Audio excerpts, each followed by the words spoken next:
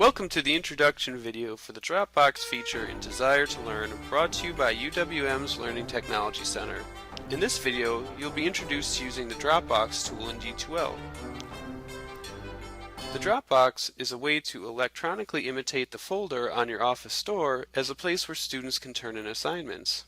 The advantage of using the Dropbox tool is that you can set deadlines for students to be able to turn assignments in, after which point they will no longer be able to turn anything in.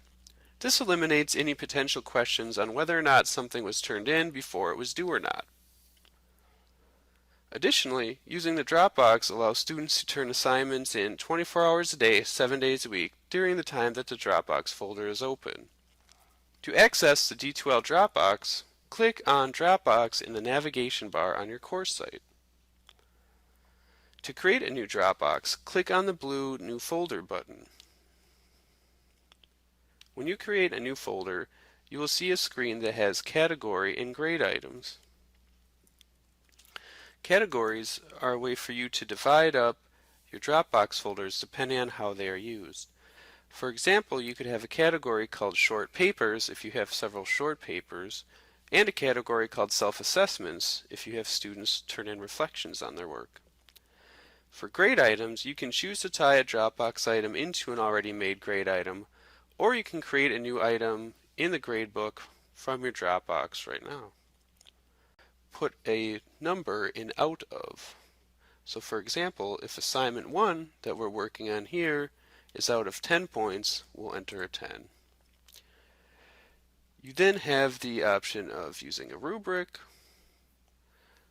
leaving any sort of instructions for the students in doing the assignment, as well as adding a file or recording audio. If we click on Show Submission Options, we can also set the files allowed per submission. In this case, the default is that the students have unlimited attempts to turn in items. You can also have it set for one file per submission. Below that, you also have the options on if you want to keep all submissions, overwrite submissions, or only allow one submission. So in the case of unlimited yet overwrite submissions, it would give students the option to turn in as many things as they wanted, but it would only keep the most recent one. So we'll click Save and Close. Now let's click on our Dropbox folder.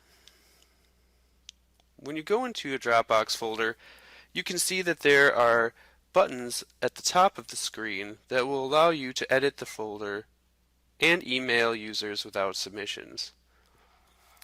If you wish to remind students that an assignment is due, the Email Users Without Submissions button is a good way to remind those folks without sending an unnecessary reminder to all those that have already turned it in. Let's scroll down and click on Grade and Leave Feedback.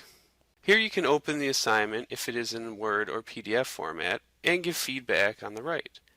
If you have a rubric aligned with the Dropbox item, you can assess from the rubric here as well. If you downloaded the folder to your computer to write comments or track changes, you can upload it with Add a File or leave audio feedback with Record Audio. Finally, you can choose to either publish the feedback or save as a draft. If you save as a draft, you can release all students' feedback as once. Thank you for viewing our introductory video on the D2L Dropbox tool. Please remember that this is just an introductory video for the Dropbox tool. An in-depth documentation is available to you through the Need Help with D2L link on the My homepage when you first log into D2L.